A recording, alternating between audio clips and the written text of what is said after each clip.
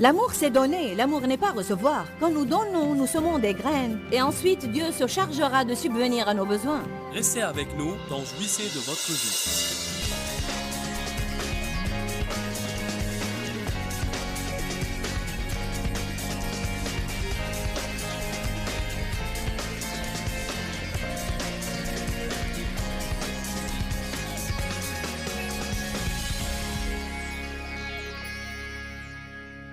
L'amour n'a rien à prouver. La personne qui est réduite à l'amour, la personne qui en est arrivée dans sa vie au point où le fait de marcher dans l'amour est son but principal. Et on a parlé hier de ce que Jésus a dit. Je vous donne un commandement nouveau. Aimez-vous les uns les autres comme je vous ai aimés. C'est une des plus importantes choses que nous devons étudier. Vous devez tous vous poser cette question. Combien de temps j'ai passé dans ma vie chrétienne à étudier et poursuivre un cheminement dans l'amour? Je veux juste m'arrêter un peu et vous laisser penser à ça. Pour qu'il vous soit une source de conviction si c'est nécessaire. Je crois que parfois nous passons la plupart de notre temps à étudier la prospérité. Comment réussir, comment surmonter nos problèmes, comment obtenir les choses dont nous avons besoin.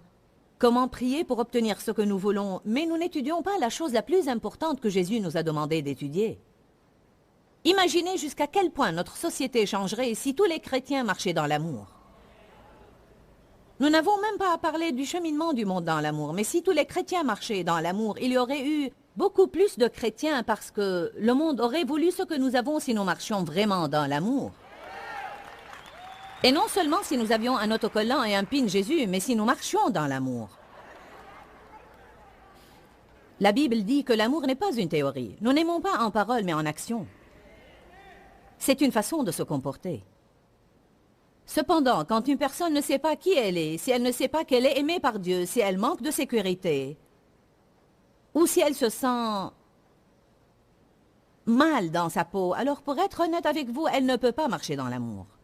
C'est pourquoi vous devez tout d'abord recevoir vous-même l'amour de Dieu et laisser cet amour vous guérir de l'intérieur. Nous devons être guéris de l'intérieur.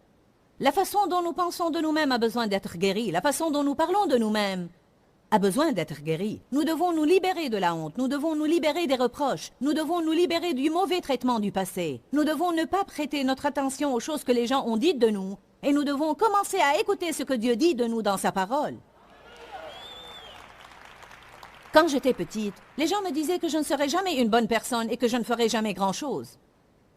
Mais Jésus leur a donné tort.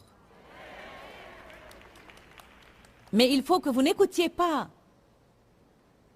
ces choses-là. Il faut que vous écoutiez la parole de Dieu. Nous ne pouvons pas aimer les autres à moins que nous soyons guéris de l'intérieur. Combien d'entre vous comprennent cela? Nous pouvons faire des actes d'amour et des choses pareilles, mais nous tombons toujours dans la mauvaise habitude d'avoir des relations pour prendre quelque chose au lieu d'avoir des relations pour donner quelque chose. Que se passerait-il dans les relations conjugales tendues si chacun se levait tous les jours et pensait « Comment puis-je te faire plaisir? Que puis-je faire pour toi? Comment puis-je t'encourager? Comment puis-je t'édifier? Comment puis-je être une bénédiction pour toi ?» Mais non, nous nous mettons au lit et nous pensons « Qu'est-ce que tu vas faire pour moi? Et pourquoi tu ne fais pas ça pour moi? Et quand tu vas faire ça pour moi? »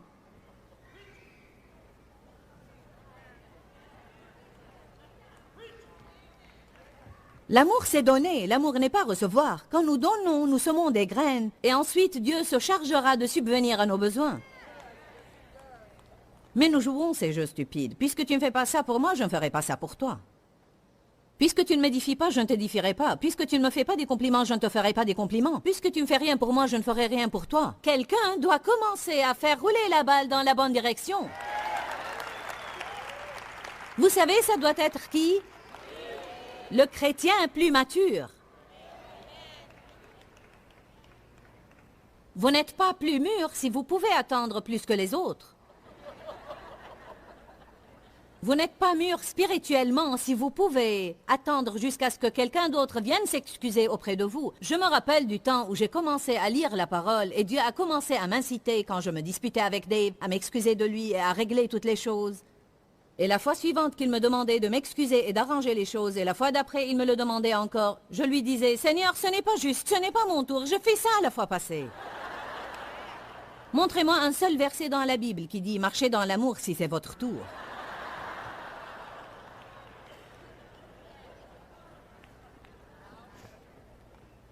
Dale Carnegie, qui a écrit un livre sur comment gagner des amitiés, a dit ce à quoi les gens aspirent le plus, c'est le désir de se sentir important et d'être admiré. Mais je crois que ceci provient et est généré par l'insécurité et du besoin de prouver que nous avons une valeur. J'ai vraiment besoin d'en arriver au point où je sais qui je suis en Christ de telle sorte que quoi que les gens disent de moi, leur jugement et leurs critiques ne me troublent pas, parce que je sais bien en mon fort intérieur que le Seigneur m'a tissé par ses propres mains dans le sein de ma mère et que chaque jour de ma vie est noté dans son livre avant que je n'apparaisse sur la planète Terre. Et aucun diable ne peut m'éloigner de la volonté de Dieu si je garde mes yeux sur Jésus. C'est ce que j'ai besoin de savoir. N'en avez-vous pas assez de fonder votre vie sur ce que les gens disent de vous? N'est-il pas temps de commencer à faire attention à ce que Dieu dit de vous? Il nous aime inconditionnellement. Ceci veut dire sans tenir compte de ce qu'on a fait dans le passé ou même des choses que nous faisons maintenant. Ceci ne veut pas dire qu'il apprécie tout ce que nous faisons, mais si j'ai une relation avec lui, alors il m'aime. Amen. L'homme riche dont on parle dans Luc chapitre 18 a posé une question importante à Jésus. Que dois-je faire pour hériter la vie éternelle? Puis-je vous dire aujourd'hui que sa question n'avait pas de sens? Vous n'avez jamais pensé à ça. Moi non plus, sauf il y a quelques semaines. Sa question était complètement fausse. Elle n'avait pas de sens parce que les deux mots « faire » et « hériter » sont en fait aux antipodes. Il a dit « Que dois-je faire pour hériter ce que Jésus est mort pour me donner ?» Quand vous héritez quelque chose, vous ne le recevez pas grâce à ce que vous faites vous-même, mais grâce à ce que les autres ont fait. Peut-être que vous avez compris ça. Pourquoi nos enfants hériteront-ils tout ce que nous leur aurons laissé quand Jésus nous appellera chez lui? Grâce à leur relation avec nous, ils vont hériter tout ce que nous avons travaillé dur toute notre vie pour avoir.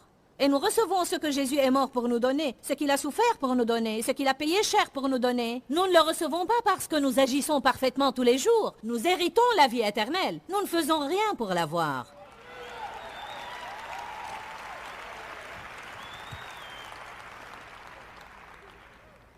Une personne qui a été réduite à l'amour n'a rien à prouver.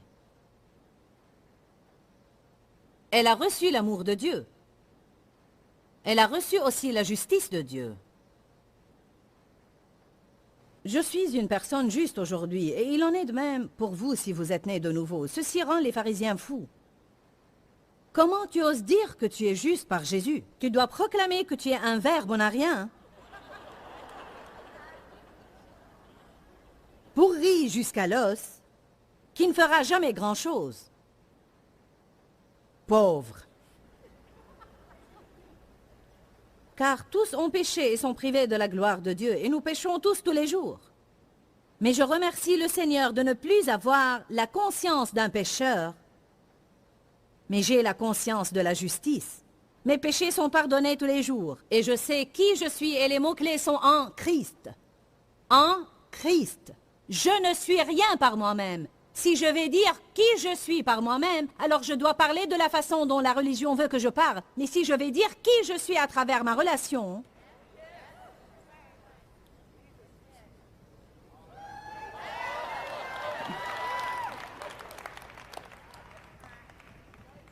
la Bible nous appelle des saints.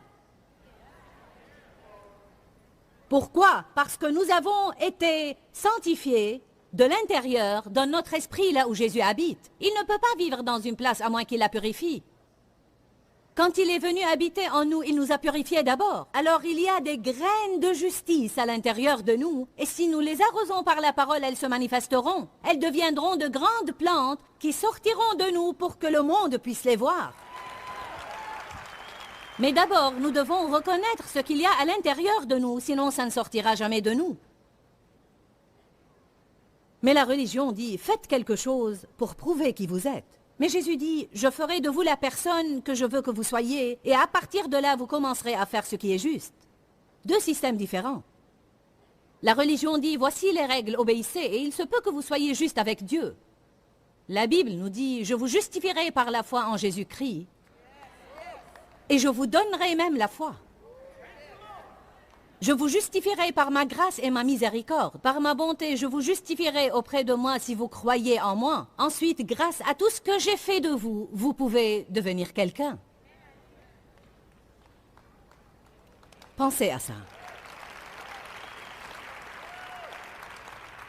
Une personne qui n'a rien à prouver n'a pas besoin de se comparer aux autres, ni d'être en compétition avec quelqu'un. Et frères et sœurs, croyez-moi, c'est la liberté absolue. Je n'ai pas à comparer mon don de prêcher à celui de quelqu'un d'autre. Je n'ai pas à me sentir déprécié parce que frère Marshall a fait ses études à Yale et a pris des diplômes supérieurs à Princeton, alors que je n'ai que le baccalauréat. Ceci ne doit pas me tracasser. Vous savez pourquoi? Parce que Dieu peut vous oindre que vous ayez fait des études ou non. Mais si je n'avais pas su qui je suis en Christ, ceci m'aurait effrayé. J'aurais senti qu'il y avait quelque chose qui manquait en moi, car si je n'avais pas ce que les autres avaient, alors j'avais un problème. Mais j'ai appris depuis que je n'avais rien à prouver. Parce que je sais qui je suis, je sais d'où je suis issu, je sais qui j'étais sans Dieu. Mais je sais aussi où je vais. Amen. Je sais bien ce que je suis censé faire et je fais de mon mieux tous les jours. Tous les jours, je commets des erreurs, mais à chaque fois, je vais de l'avant. Alléluia.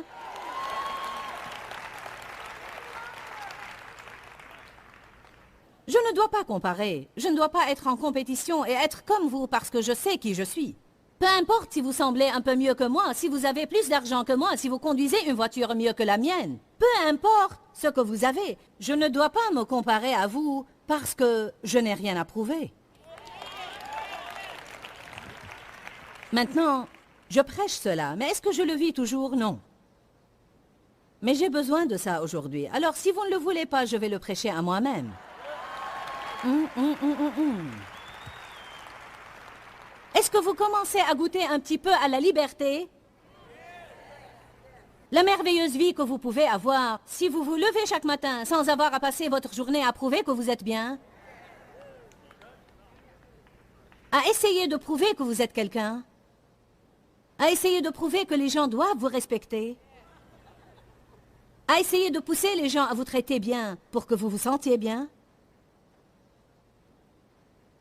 Si je n'ai rien à prouver, alors je suis libre d'aimer les autres. La personne qui a besoin de se sentir bien dans sa peau est occupée à recevoir et à être avancée. Mais ceux qui se sentent bien dans leur peau en Jésus-Christ sont occupés à donner et à édifier les autres. Je vais être quelqu'un qui n'a rien à prouver.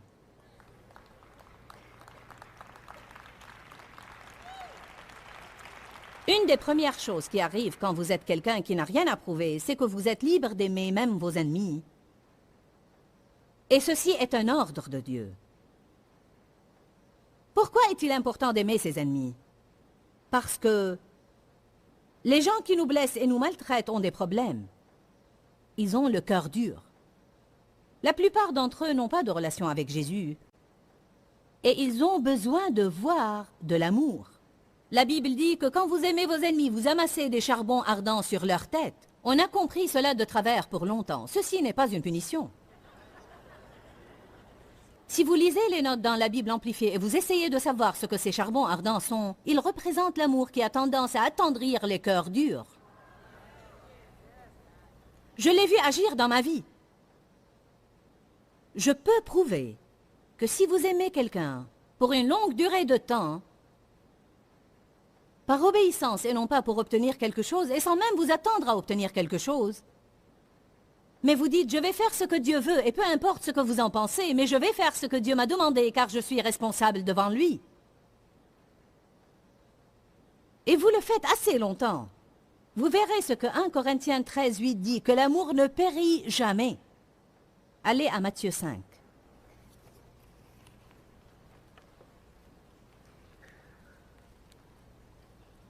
Prendre revanche de quelqu'un ne blessera personne autre que vous.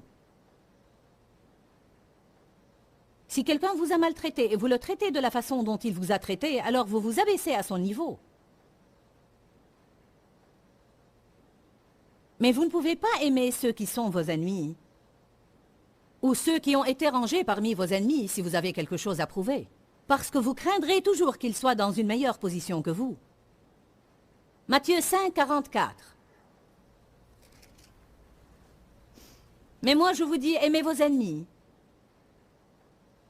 et priez pour ceux qui vous persécutent, afin que vous soyez fils de votre Père qui est dans les cieux. C'est merveilleux.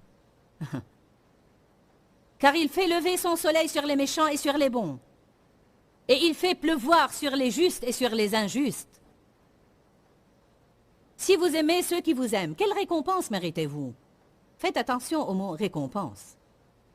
Si vous aimez ceux qui vous aiment seulement, alors quelle récompense méritez-vous? Moi, personnellement, j'attends la récompense avec impatience. La Bible nous promet des récompenses. Les collecteurs d'impôts n'agissent-ils pas de même? À l'époque, les collecteurs d'impôts étaient les plus mauvais. Et si vous saluez seulement vos frères, que faites-vous d'extraordinaire? Les païens aussi n'agissent-ils pas de même? Alors il dit que si nous faisons seulement ce que les autres font, ceci ne montre pas que nous sommes croyants. Si je vous traite de la mauvaise façon comme vous me traitez, je ne vais pas montrer que j'ai une relation avec Dieu. Si quelqu'un dit des choses désagréables de moi et je le traite de même, ceci ne prouve pas que je suis chrétienne. Si quelqu'un m'a ignoré et je l'ai traité de même, ceci ne prouve pas que je suis chrétienne. Si je ne vous invite pas à ma fête car vous ne m'avez pas invité à la vôtre, ceci ne prouve pas que je suis chrétienne. Si je ne vous achète pas des cadeaux car vous ne m'avez pas acheté un cadeau pour mon anniversaire, ceci ne prouve pas que je suis chrétienne. Allez, disons des choses pratiques.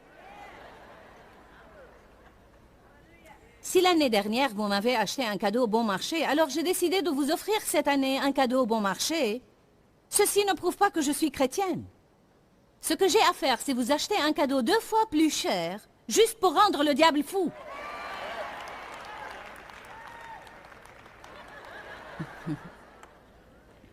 J'ai appris quelque chose de malheureux, et c'est que la plupart des gens sont des preneurs.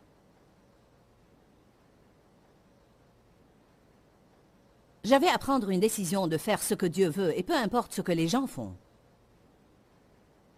Parce que je ne donne pas dans le but de recevoir, je donne parce que c'est ce que Dieu m'a demandé de faire. Ensuite, le Seigneur commence à vous donner une joie que vous ne pouvez pas recevoir autrement. Nous obtenons une récompense quand nous faisons ce qui est juste. 1 Samuel 24. Je crois que je profite maintenant des récompenses que j'ai reçues pour les choses que Dieu m'a donné la grâce de faire correctement dans le passé. J'ai été tellement blessée dans le passé, beaucoup de personnes m'ont déçu, beaucoup de chrétiens m'ont déçu. Les gens ont menti à mon propos, ont fait des commérages sur moi et m'ont trahi. Et je me risque à dire que personne ne peut arriver là où je suis arrivée sans passer par tout ça. Jésus a été trahi par Judas. Et je crois que si souvent nous passons par les choses par lesquelles il est passé. Il était un précurseur. Mais la plupart des gens qui vont faire quelque chose pour Dieu seront à un certain moment trahis par un ami intime. Et ils croiront qu'ils ne surmonteront jamais ça, mais Dieu leur donnera la grâce de bien traiter cet ami et de prier pour lui et de le bénir. Et dès qu'ils font ça, ils agissent comme Dieu et ils auront la chance d'avoir une récompense. Les chrétiens perdent du terrain à cause de l'amertume, du ressentiment et du non-pardon. Nous donnons plus d'accès au diable à travers ces problèmes qu'à travers n'importe quoi d'autre. Mais Seigneur, c'est difficile! Non, ce n'est pas difficile, c'est plutôt impossible. Alors n'essayez pas de le faire vous-même. J'ai appris maintenant que quand quelqu'un me blesse et je peux ressentir cette souffrance en mon fort intérieur et je me sens en train de bâtir un mur de séparation entre lui et moi et que je suis en train de reculer et de m'isoler et je sais que ce n'est pas ce que Dieu veut que je fasse. Je sais bien que le Seigneur veut que je lui parle, que je l'aide et que je lui fasse du bien. Je ne vous dis pas de permettre aux gens de vous maltraiter, mais je parle des choses que nous confrontons tous les jours. Il m'arrivait des fois d'entrer dans mon bureau, de fermer la porte, de me mettre à genoux et de dire « Je ne quitterai pas cette chambre à moins que tu me donnes la grâce de marcher dans l'amour avec cette personne. » Je refuse d'être odieuse. Je refuse d'être méchante. Je refuse d'agir comme les incrédules. Mais Seigneur, je ne peux pas faire ça si tu ne me donnes pas la grâce de le faire. La grande erreur que nous commettons, c'est que nous lisons ce que la Bible dit et puis nous essayons. Que puis-je faire? C'est vrai que la Bible nous dit de faire un effort, mais ce doit être un effort en Christ. Ça ne peut pas être un effort dans la chair. Oui, je ne reçois pas la grâce de Dieu vainement. Même quand il me donne sa grâce, il y a toujours des pas de foi que je dois faire. Mais si j'essaye de faire ces pas sans sa grâce, je ne réussirai sûrement pas. La prière libère la puissance de Dieu dans votre vie. N'essayez pas de faire les choses sans prier. J'ai dit, la prière libère la puissance de Dieu dans notre vie. N'essayez pas de faire des choses sans prier. Ne supposez pas prier. La Bible dit que la prière fervente du juste libère une grande puissance et a une grande efficacité. Quand vous priez, la puissance de Dieu devient agissante. Seigneur, je ne peux pas aimer cette personne qui m'a blessé. Ceci est impossible pour moi, mais je crois que tu es ma victoire. Pour cela, échange ma vie ancienne contre ta nouvelle vie. Je vais me tenir là, Seigneur, et je vais compter sur toi pour les aimer à travers moi. Je ne peux pas faire ça, mais Jésus peut le faire. Amen. Même les petites choses, parfois, même si ça fait longtemps que nous marchons, Dave et moi, avec Dieu, nous sommes toujours des êtres humains et nous nous disputons parfois. Et nous avons à appliquer ces mêmes principes que nous enseignons aux gens, et tout être humain aura à faire ça tant qu'il est dans cette chair. Charlie et Gilles sont de merveilleux conducteurs de louanges, mais je vous assure qu'il leur arrive de se disputer parfois. Vous ne vous disputez pas, non? Béni soit Dieu, imposez vos mains sur moi. Il y a des fois où Dave me blesse ou m'exaspère et je décide de ne pas l'embrasser avant d'aller au lit.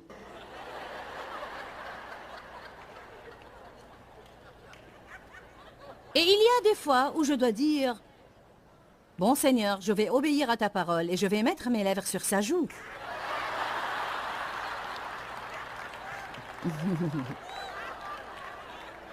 Je n'ai pas à aimer ça, je n'ai qu'à faire ce que Dieu me demande de faire. Amen. Je crois que Dieu honore ça. Amen. Nous avons parlé hier du fait de dire la vérité par amour, de ne pas être poseur et de ne pas faire les choses que nous ne voulons pas faire dans notre fort intérieur. Mais ça ne veut pas dire qu'il n'y a pas des fois où nous devons faire un sacrifice d'obéissance.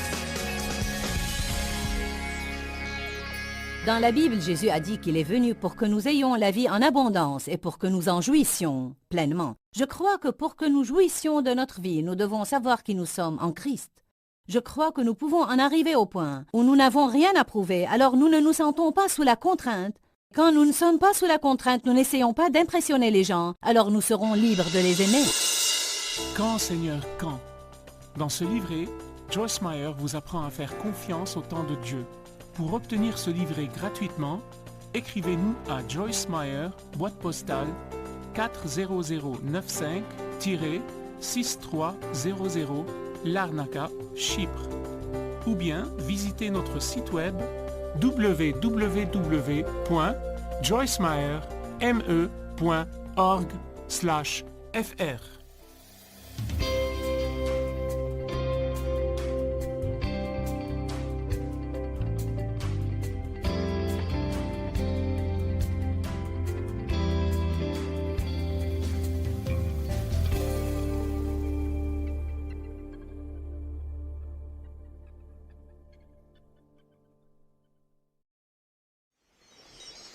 On est libre quand on n'a rien à prouver.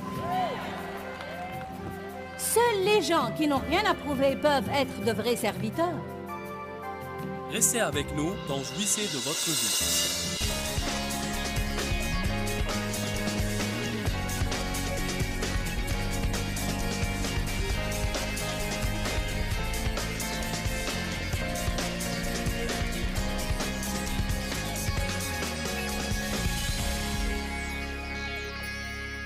Comprenez cela aujourd'hui. Certains d'entre vous doivent sortir d'ici et commencer à bénir leurs ennemis.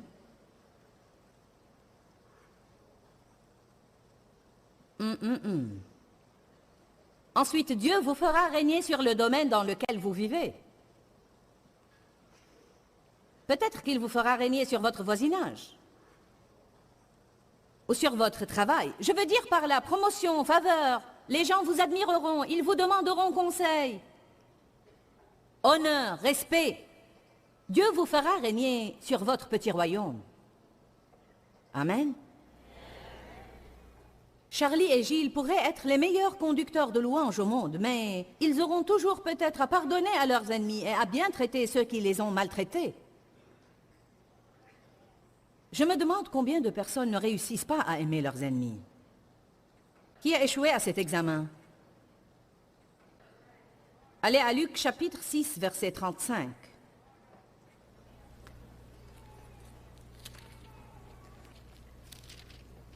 Mais aimez vos ennemis. Soyez gentils avec eux, faites-leur du bien et rendez leur service. Faites-leur des faveurs pour que quelqu'un en profite et donnez et prêtez sans rien attendre de retour. Quand vous faites du bien aux gens, que ce ne soit pas dans le but d'avoir quelque chose en retour.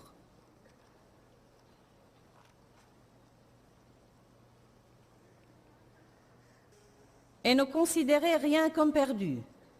C'est une autre déclaration. Si vous faites du bien à quelqu'un et il ne vous fait rien en retour, ne considérez pas ce que vous leur avez fait comme perdu, mais considérez-le comme une graine semée qui vous donnera une récolte divine dans votre vie. Personne ne peut vous voler si vous êtes prêt à lui donner. Oh oh. Et ne considérez rien comme perdu ou désespérant, et votre récompense sera grande, intense et abondante.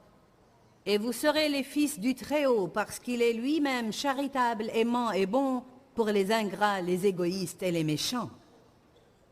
Alors votre récompense sera grande et abondante. Le Seigneur a révélé quelque chose de très important à nos maris il y a quelques années. Il a dit, tu sais Dave, personne ne peut vraiment te voler, parce que même si j'ai à lui ôter ses...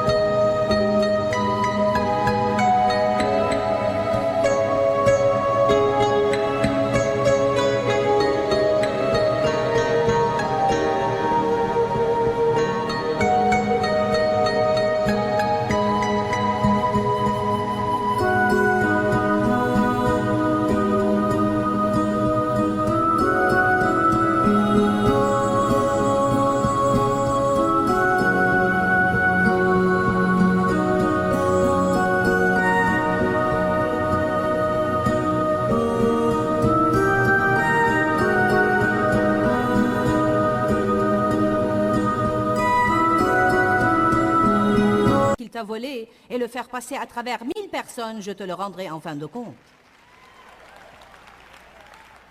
Vous croyez, quand les gens vous volent, qu'ils ont eux-mêmes profité et que vous avez perdu, mais ils auront affaire à Dieu.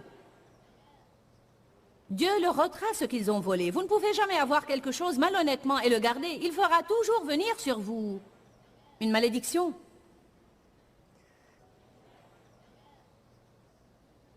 Une des libertés principales dont la personne qui n'a rien à prouver jouit, c'est la liberté d'aimer ses ennemis. Qui sont nos ennemis? Ce sont tous ceux qui abusent de nous et nous maltraitent, qui nous font sentir que nous sommes bons à rien ou qui sont impolis envers nous. Ceux qui ne satisfont pas nos besoins émotionnels ne nous encouragent pas, ne nous comprennent pas et agissent comme si nous n'avions pas de sentiments. Ceux qui nous jugent, nous critiquent ou font des commérages sur nous, ceux qui rapportent nos secrets. Je hais ça. J'en ai vraiment marre d'essayer de trouver des personnes dans ce monde à qui je pourrais confier mes secrets sans qu'ils ne les rapportent. Je veux être entouré de personnes qui soient tellement loyaux que je ne serai pas dans l'obligation de leur dire « ne dites ça à personne ». C'est quelque chose qu'on devrait savoir. On ne rapporte pas les histoires des autres. Les profiteurs, les dominateurs et les manipulateurs sont nos ennemis, ceux qui prennent de nous et ne nous donnent rien en retour.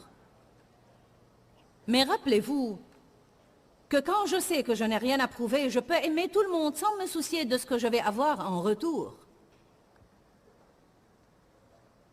Quand nous donnons par amour à ceux qui sont considérés comme nos ennemis, ce qu'ils ne sont pas prêts à nous donner, Dieu nous récompensera. Rappelez-vous que j'ai dit hier, nous passerons dans des périodes où nous aurons à traiter les gens bien pendant longtemps avant qu'ils ne commencent à bien nous traiter, et où nous aurons à faire ce qui est juste pendant longtemps avant de commencer à récolter ce qui est juste. Pour moi, c'est un des secrets de la vie du royaume de Dieu. Nous n'allons pas faire ce qui est juste une fois et obtenir des résultats glorieux.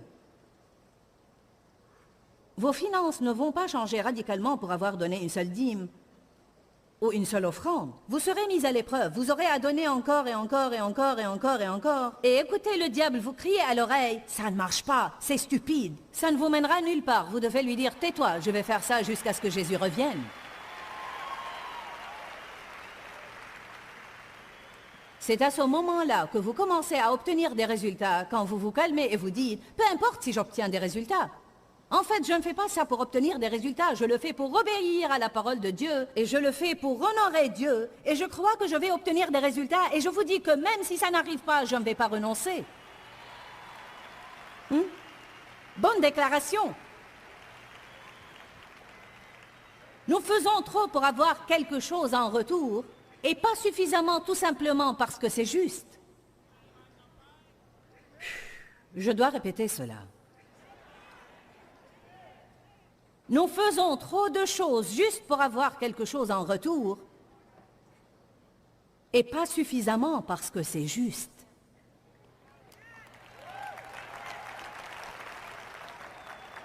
Je crois que quand Jésus a vécu sur la terre les 33 ans qu'il a vécu ici, je crois de tout mon cœur qu'il a fait ce qui est juste parce que c'était juste et non pas pour avoir quelque chose. Je crois que quand nos motivations sont aussi pures, les bénédictions de Dieu envahissent nos vies. Pouvons-nous parler un peu des motivations pures? Qui verra Dieu? Celui qui a le cœur pur. Qui pourra monter à la montagne de l'Éternel? Celui qui a les mains innocentes et le cœur pur.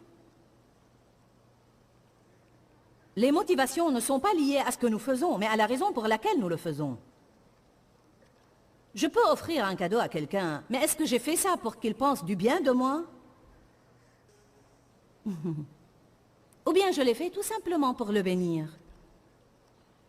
Est-ce que je l'ai fait pour qu'il m'apprécie? Est-ce que je l'ai fait pour qu'il m'appelle et me remercie? Les gens doivent manifester leur gratitude, mais c'est à eux de décider de le faire. Est-il difficile de continuer à bénir ceux qui ne manifestent aucune gratitude? Vaut mieux que vous le croyiez, parce que ma chair ne reçoit aucune gratification. Dieu me mettra-t-il à l'épreuve dans ces domaines? Oui, absolument. Je crois que le Seigneur met au moins une personne dans votre vie et il vous attribue la tâche de lui être une bénédiction, alors qu'elle ne vous fera absolument rien qui fera plaisir à votre chair.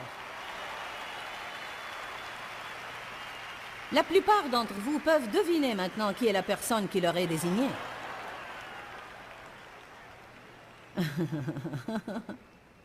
Ouh, alléluia! Combien de fois, en fait, je savais qui m'était désigné, et combien de fois j'ai pensé et dit, ça suffit, c'est la dernière fois.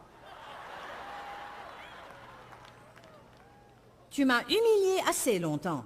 Tu m'as ignoré assez longtemps.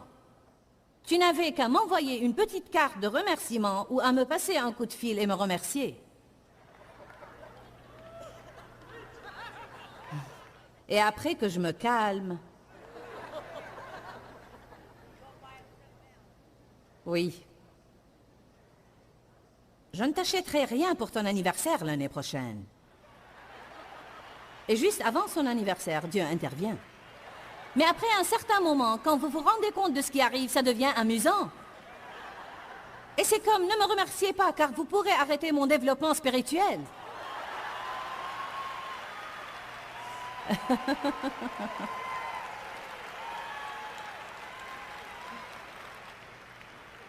Ouh!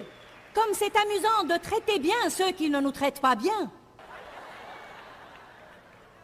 Ce n'est pas amusant pour la chair, mais c'est une source de satisfaction spirituelle quand vous en dévoilez le secret. On est tellement libre quand on n'a rien à prouver. Amen. Et les motivations, parlons maintenant des motivations. Dans Luc 14, la Bible dit « Lorsque vous donnez un festin, n'invitez pas vos amis ni vos parents. » C'est vrai. Pourquoi il vous dit de ne pas les inviter? De peur qu'ils vous invitent de retour. Il dit invitez des pauvres, des estropiés, des boiteux, des aveugles, des personnes qui ne possèdent rien parce qu'elles ne pourront jamais vous rendre l'appareil.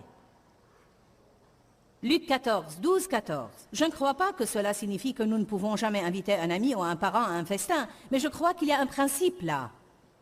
Pourquoi vous faites les choses de la façon dont vous les faites? Nous devons si souvent dans notre vie chercher intentionnellement à nous positionner de sorte à faire du bien à ceux qui ne peuvent rien nous donner en retour parce que cela aide à purifier nos motivations. C'est pourquoi la Bible nous apprend à faire de bonnes œuvres en secret, sans laisser les autres savoir que nous les avons faites. Et à ce moment-là, deux choses arrivent. Nous attribuons à Dieu tout le mérite et nous ne pourrons pas être récompensés. Oh, mais comme il nous est difficile de faire quelque chose dans un secret absolu, parce qu'à ce moment-là, notre chair ne recevra aucune gratification. Personne ne sait comme j'ai été bon et charitable. Mais n'est-il pas écrit? Ne soyez pas comme les hypocrites qui sonnent de la trompette avant de donner.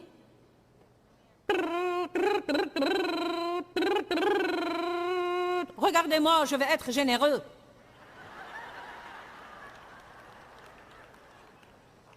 La Bible dit, sonnez de la trompette à Sion. Vous n'avez pas aimé ma trompette? Motivation. 1 Chronique 28, 9 dit, « Et toi, Salomon, mon fils, connais le Dieu de ton père, et sers-le d'un cœur dévoué et d'une âme bien disposée. Car le Seigneur sonde tous les cœurs et pénètre tous les desseins qu'il forge. » Quand vous commencez à enseigner sur les motivations, la salle se tait. Parce que les gens ne connaissent pas suffisamment leurs intentions pour savoir pourquoi ils font les choses. Considérez toutes les choses que vous faites dans votre vie. Tenez-vous pour une heure dans la présence de Dieu et demandez-vous, pourquoi je fais ça? Pourquoi je fais ça? Pourquoi je fais ça? Pourquoi je fais ça? Pour faire plaisir à mon ami. On m'a persuadé à faire ça. Mais vous n'avez pas la grâce de le faire. Alors il vous suce jusqu'à la moelle au lieu de vous bénir. Pourquoi je fais ça? Parce que je veux savoir ce qui se passe. Je ne veux pas être tenue à l'écart. J'étais très curieuse. Je me mêlais dans des choses juste pour savoir tout ce qui se passait. Parfois, nous devons nous demander pour quelles raisons nous quittons certaines églises. Je sais qu'il y a des fois où Dieu nous appelle à aller dans d'autres églises. Parfois, l'église dans laquelle vous êtes ne satisfait plus vos besoins et ne vous nourrit plus. Elle est à un certain niveau et Dieu vous appelle à aller à une autre église. Mais je ne crois pas que Dieu appelle les gens à changer d'église tous les quelques mois ou toutes les 2 années. Souvent, les gens quittent l'église parce qu'ils ont été blessés. Ils ne quittent pas à la demande du Seigneur, mais parce que leur chair n'est plus satisfaite. Ils sont engagés dans un ministère qui ne leur assure pas toute l'appréciation qu'ils veulent. Je...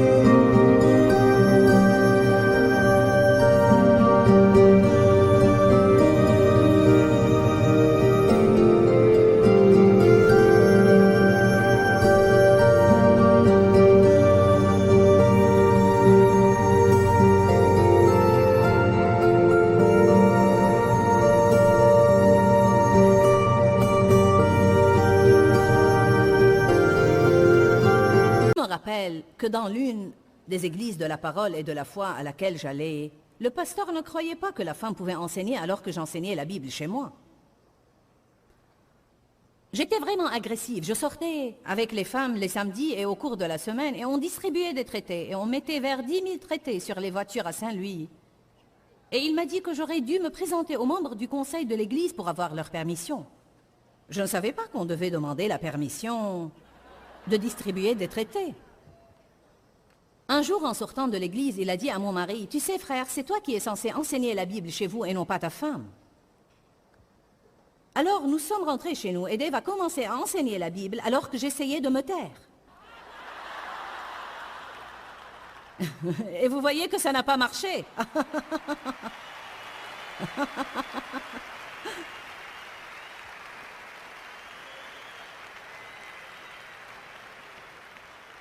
Il faut vraiment penser aux choses que les gens nous font. Ils entendent leur voix et non pas celle de Dieu. Amen. Puis j'ai commencé à apprendre que j'avais un pouvoir sur les démons et que je pouvais chasser les démons. Et ce pasteur ne croyait pas à tout ça. Et quand il a appris que j'étais occupée à chasser les démons,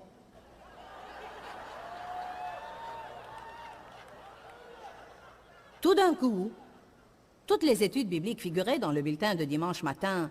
C'était les réunions auxquelles vous pouviez assister. Et bien qu'il n'était pas d'accord sur le fait que je pouvais enseigner, ma réunion figurait toujours dans le bulletin. Et tout d'un coup, quand il a découvert que je chassais des démons, elle a disparu. Et c'était comme s'il disait ouvertement, « Je n'accepte pas ce qu'ils font, n'allez pas là-bas. Vous ne savez pas, après que toutes ces choses ont eu lieu, combien je voulais vraiment aller à une autre église. Béni soit Dieu, je ne vais pas rester ici. Je ne suis pas appréciée. Je suis embarrassée. » Je remercie Dieu de nous avoir mis à cœur, même en ce temps-là où nous ne connaissions pas bien la parole, que nous ne pouvions pas quitter l'Église, alors que nous nous débattions dans nos cœurs. Parce que comme nous avons quitté, nous allons entrer la prochaine Église. Vous feriez mieux de rester et d'aimer vos ennemis et d'attendre que Dieu vous libère. Et le moment est venu où Dieu nous a libérés en disant, « Il est temps que vous partiez d'ici. » L'Église était morte en ce temps-là, mais elle n'existe plus maintenant. Elle avait un grand potentiel. En fait, Les meilleurs dirigeants dans l'Église aujourd'hui étaient dans cette Église en ce temps-là. Et ça me fait de la peine de penser à ce qui aurait pu arriver là-bas. Mais parce que le pasteur voulait dominer au lieu de guider, il y a une différence entre le fait de guider les gens et celui de les manipuler et de contrôler leur vie. Amen. Mais je voulais vraiment partir, quitter cette Église. Ça ne faisait pas partie de mon message aujourd'hui, mais je crois que certains d'entre vous ont vraiment besoin de ça. Peut-être que vous voulez quitter votre Église ou que vous l'avez déjà fait. Peut-être que tout simplement vous ferez mieux de vous calmer et d'aimer les gens tels qu'ils sont et de voir ce que Dieu va vous dire. Laissez vos émotions se calmer, ensuite décidez. C'est une bonne déclaration. Laissez vos émotions se calmer et ensuite décidez. Et si c'est nécessaire, ravalez votre fierté, revenez à l'église que vous avez quittée d'une mauvaise façon et dites au pasteur, j'ai quitté cette église avec une mauvaise attitude et je veux que tu me pardonnes. Eh bien, je ne peux pas faire ça. Si vous pouvez, si vous voulez remporter la victoire dans votre vie, humiliez-vous et Dieu vous aidera.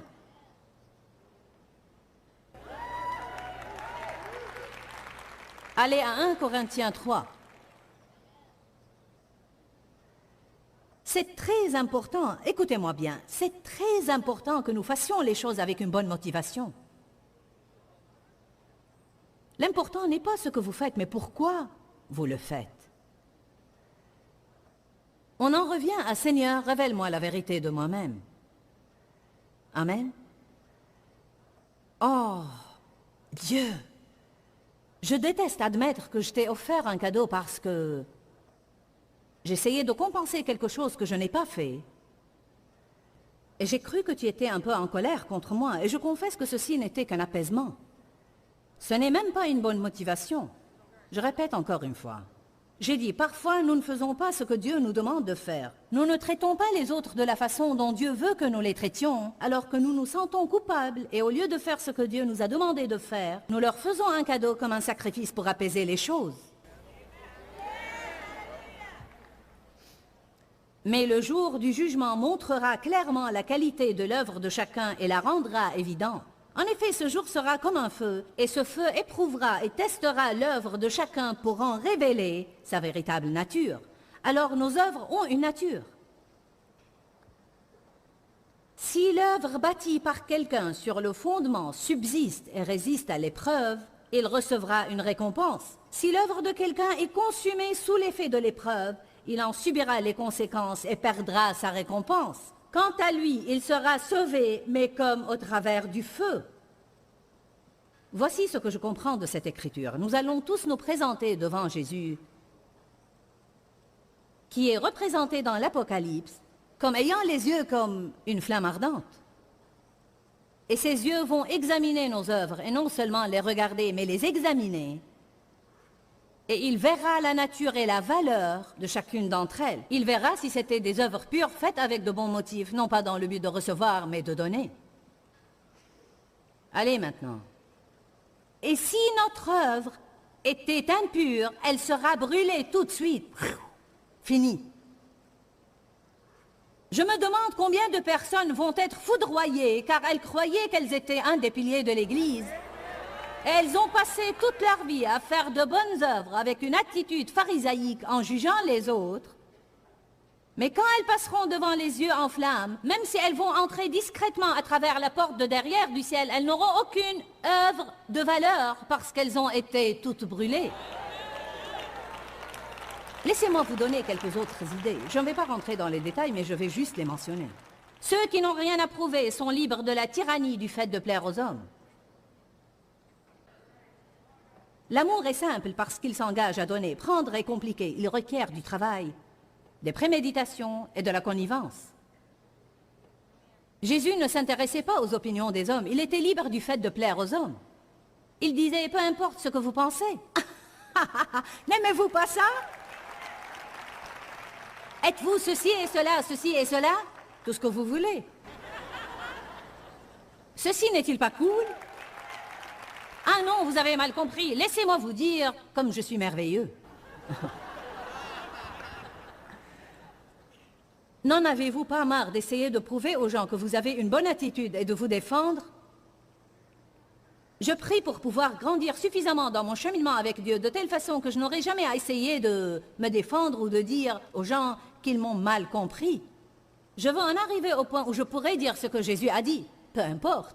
Vous savez pourquoi? Parce qu'il savait qu'à la fin, Dieu va prouver qui a raison et qui a tort. Il savait que son Père Céleste allait le justifier, qu'il n'avait pas à se justifier et qu'il n'avait rien à prouver. On est libre quand on n'a rien à prouver. Seuls les gens qui n'ont rien à prouver peuvent être de vrais serviteurs. Jésus n'avait rien à prouver. C'est pourquoi il a ôté ses vêtements, il a pris un linge et il s'est mis à laver les pieds sales de ses disciples. Il n'avait rien à prouver. Il n'avait pas à essayer de prouver qui il était. Jean 13 dit que Jésus, qui savait qu'il était venu de Dieu et qu'il s'en allait à lui, a ôté ses vêtements, a pris un linge et a lavé les pieds de ses disciples. On ne peut pas faire ça à moins qu'on sache qui on est. Car on ne peut pas faire ce que le monde considère comme des œuvres basses, et si on les fait, on va se sentir mal dans notre peau. J'ai besoin d'une gouvernante. Je ne peux pas faire ce que je fais sans une bonne gouvernante. Ma gouvernante est extrêmement importante pour moi. Cependant, j'avais des gouvernantes dans le passé, et invariablement. Et notre gouvernante maintenant n'est pas comme ça, bien qu'elle l'était un peu au début, mais nous l'avons aidée à surmonter certaines choses. Les femmes viennent et elles sentent qu'elles sont en train de faire un travail modeste et sans valeur. Je suis juste une gouvernante. Je suis juste une maman. Peut-être que tu élèves un Billy Graham.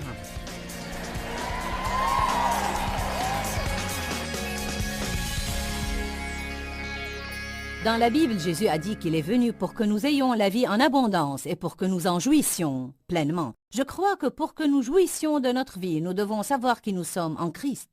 Je crois que nous pouvons en arriver au point où nous n'avons rien à prouver, alors nous ne nous sentons pas sous la contrainte. Et quand nous ne sommes pas sous la contrainte, nous n'essayons pas d'impressionner les gens, alors nous serons libres de les aimer. Quand, Seigneur, quand?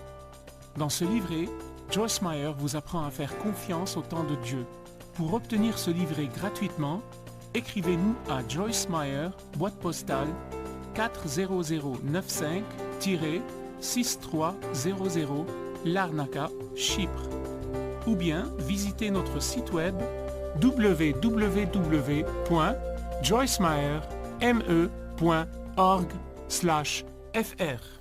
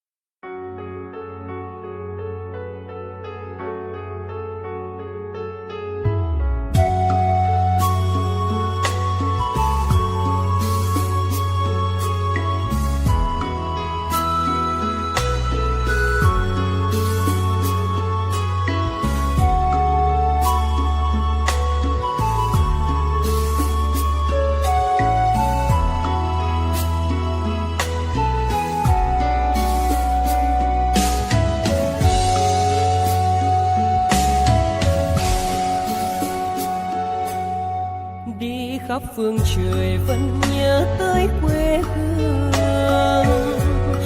Người về đây thăm làng Trù quê mẹ và làng Sen quê cha, xúc động bồi hồi người rơi giọt lệ thương mái nhà tranh.